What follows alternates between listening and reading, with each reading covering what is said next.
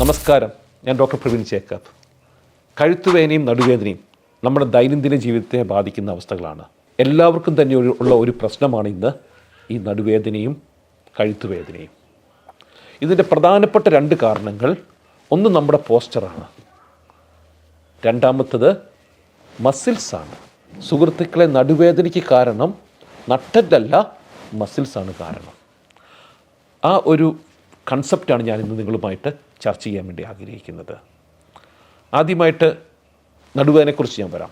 അപ്പോൾ ഈ നടുവേദനയ്ക്കുള്ള പ്രധാന കാരണം നട്ടലിനെ ഒരു പില്ലറായിട്ട് കണക്ക് കൂട്ടുക. നമ്മൾ മനുഷ്യനെന്ന് പറഞ്ഞൊരു ജീവി മാത്രമേ ആണല്ലോ രണ്ട് കാര്യങ്ങളിൽ നടക്കുന്നത്. അപ്പം നമ്മുടെ നട്ടലൊരു പില്ലറാണ്.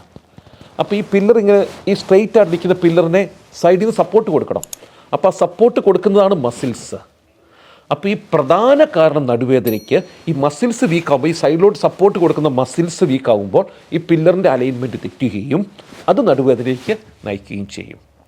അല്ലാതെ മസാജോ തിരുമുന്നത് കൊണ്ടോ എണ്ണ തേച്ചതും കൊണ്ടോ നടുവേദനയ്ക്ക് ശാശ്വതമായിട്ടുള്ള ഒരു പരിഹാരമില്ല. ഈ സൈഡിനെ സപ്പോർട്ട് ചെയ്യുന്ന മസിൽസിനെ സ്ട്രെങ്ത് ചെയ്താൽ ഡെഫിനറ്റായിട്ട് പരിപൂർണമായിട്ട് നടുവേദന നമുക്ക് വിമുക്തി പ്രാപിക്കാൻ സാധിക്കും. ഞങ്ങളുടെ ഹോസ്പിറ്റലിൽ വരുന്നവരോടൊക്കെ ഞാൻ പറയുന്നൊരു കാര്യമാണ്, നമ്മുടെ ഹോസ്പിറ്റലിലെ 10 ദിവസത്തെ ട്രീറ്റ്മെൻറ്റ് അതൊരു ടെമ്പററി റിലീഫ് മാത്രമേ അവർക്ക് കൊടുക്കത്തുള്ളൂ. അത് എണ്ണ തേക്കും, മസാജ് കൊടുക്കും, അക്യുപഞ്ചർ കൊടുക്കും. പക്ഷേ a stronger muscles definitely cure your back pain permanently. അപ്പോൾ ഈ ഒരു കൺസെപ്റ്റാണ് ഞാൻ എന്ത് ചെയ്യുന്നത്, ഞാനിവിടെ പ്രൊമോട്ട് ചെയ്യാറുള്ളത്. പ്രത്യേകിച്ച് ലോവർ ബാക്ക് മസിൽസ്, കോർ മസിൽസിനും സ്ട്രെങ്ത് ചെയ്യണം, അബ്ഡമൻ മസിൽസ്. അപ്പോൾ ഈ നമ്മുടെ ബാക്കിനെ കൂടുതൽ കൺട്രോൾ ചെയ്യുന്നത് അബ്ഡമൻ മസിൽസാണ്. ഒരു ഉദാഹരണം ഞാൻ പറയാം. സ്ത്രീകൾ പ്രഗ്നൻസി ടൈമിൽ അവരുടെ വയറ് വലുതാകും തോറും നട്ടലിൻ്റെ ഷേപ്പ് മാറും, നട്ടലിലേക്കാണ് പ്രഷർ കൂടുതൽ വരുന്നത്. അതുകൊണ്ടാണ്, അതുപോലെ തന്നെ കുടവേറുള്ളവർക്കും ഈ പ്രഷർ മൊത്തം ബാക്കിലേക്കാണ് പോകുന്നത്. അപ്പം അബ്ഡമൻ മസിൽസ് സ്ട്രെങ്ത് ചെയ്താൽ തന്നെ 80% ബാക്ക് പെയിനിനെ നമുക്ക് കൺട്രോൾ ചെയ്യാൻ വേണ്ടി സാധിക്കും. ഇതാണ് ശാശ്വതമായിട്ടുള്ള പരിഹാരം. അപ്പോൾ എങ്ങനെ നമ്മുടെ മസിൽസിനെ നമുക്ക് സ്ട്രെങ്ത് ചെയ്യാൻ സാധിക്കും? 2 ട്രിക്കാണ് അതിനുള്ളത്. ഒന്ന് പ്രോട്ടീൻ റിച്ച് ഡയറ്റ്, രണ്ടാമത്തത് കോർ മസിൽ സ്ട്രെങ്തനിങ് എക്സസൈസ്, അതായത് ലോവർ ബാക്ക് എക്സസൈസും അബ്ഡമൻ്റെ മസിൽസിനെ സ്ട്രെങ്ത് ചെയ്യുന്ന എക്സസൈസ്. ഇതാണ് ഗോൾഡൻ കോമ്പിനേഷൻ. ബാക്ക് പെയിനിൽ നിന്ന് പരിപൂർണമായിട്ട് വിമുക്തി പ്രാപിക്കാനുള്ള ഗോൾഡൻ കോമ്പിനേഷനാണ്.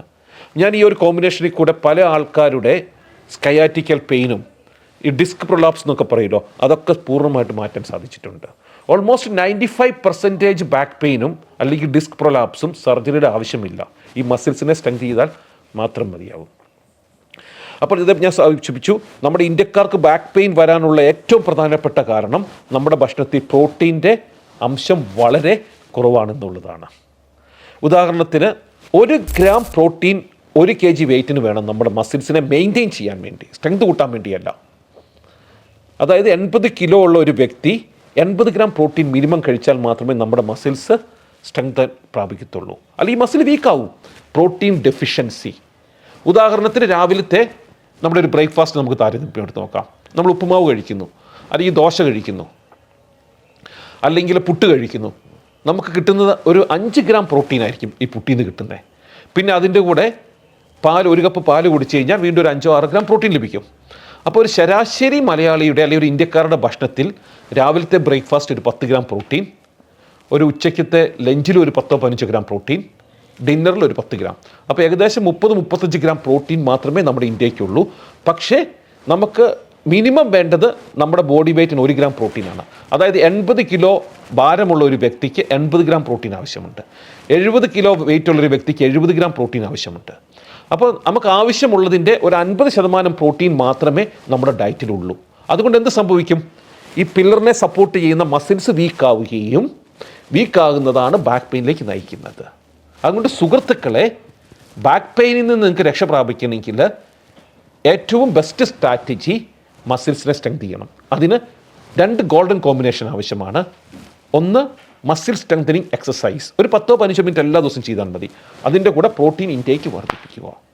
ഈ ഗോൾഡൻ കോമ്പിനേഷനിൽ നിന്ന് ഞാൻ ആയിരക്കണക്കിന് ആൾക്കാർക്ക് എൻ്റെ ഈ അഡ്വൈസ് അവർക്ക് ബാക്ക് പെയിനിൽ നിന്ന് അവർക്ക് വിമുക്തി ലഭിക്കാൻ സാധിച്ചിട്ടുണ്ട്. ഇനി നമുക്ക് കഴുത്തുവേദനയുടെ കാരണത്തിലേക്ക് വരാം.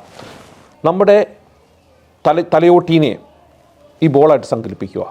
ഏകദേശം നമ്മുടെ തലയോട്ടിക്കും തലച്ചോറിനും കൂടെ 4 കിലോളം ഭാരമുണ്ട്. അപ്പോൾ ഇതിനെ താങ്ങുന്ന പില്ലറാണ് നമ്മുടെ ഈ നട്ടെല്ല്, ബാക്ക് ബോൺ. ഓക്കെ, അപ്പോൾ എന്ത് സംഭവിക്കും?